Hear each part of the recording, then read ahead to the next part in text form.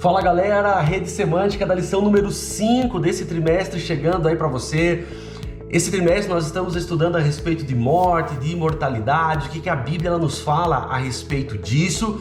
E nessa semana, mais uma vez, nós paramos em uma porção da Bíblia onde parece que existe aí uma indicação de que o autor está falando a respeito do estado do homem após a morte.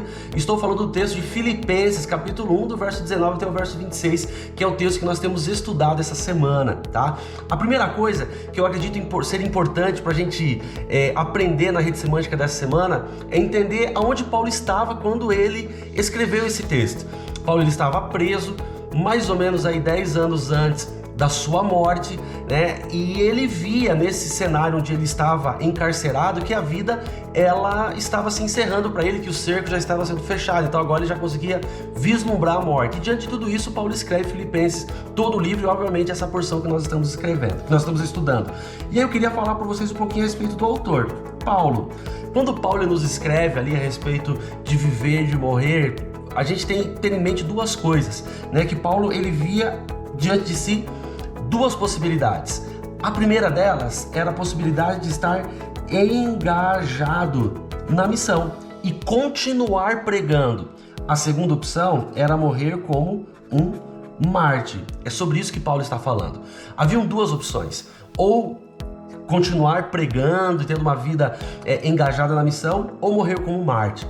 De qualquer forma, ele fala que independente de uma ou de outra, o que ele realmente queria era estar na eternidade com o Senhor. No final, a gente vê que Paulo ele fala assim: não, é melhor eu permanecer no ministério engajado, que vai ser uma bênção.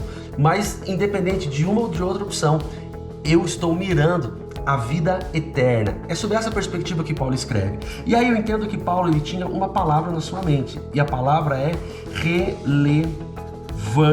Ele queria ter uma vida relevante, uma vida de relevância. E é interessante porque a relevância que Paulo visualizava tinha a ver tanto com a sua vida, como também com a morte. Ele fala que ele gostaria de continuar pregando, mas se morresse, que de alguma forma a sua morte também ela pudesse ensinar, que de alguma forma ela pudesse abençoar a igreja, a comunidade, essa nova comunidade de fé, os cristãos estavam começando.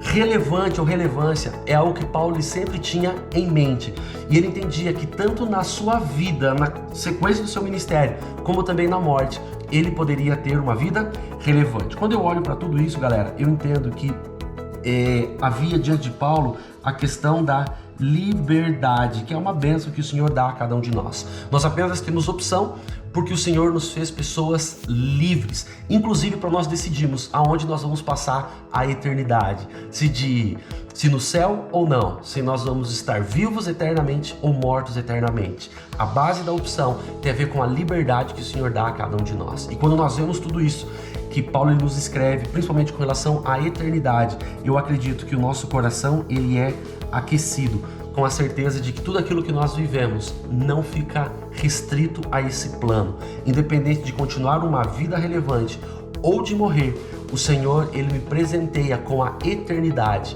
e com certeza isso aquece o nosso coração, independente do momento, do estágio da vida que nós nos encontramos. Espero que você tenha gostado dessa rede semântica, que Deus abençoe muito você, possa aquecer o seu coração com esse ensino, e na semana que vem a gente se encontra. Um forte abraço, que Deus te abençoe.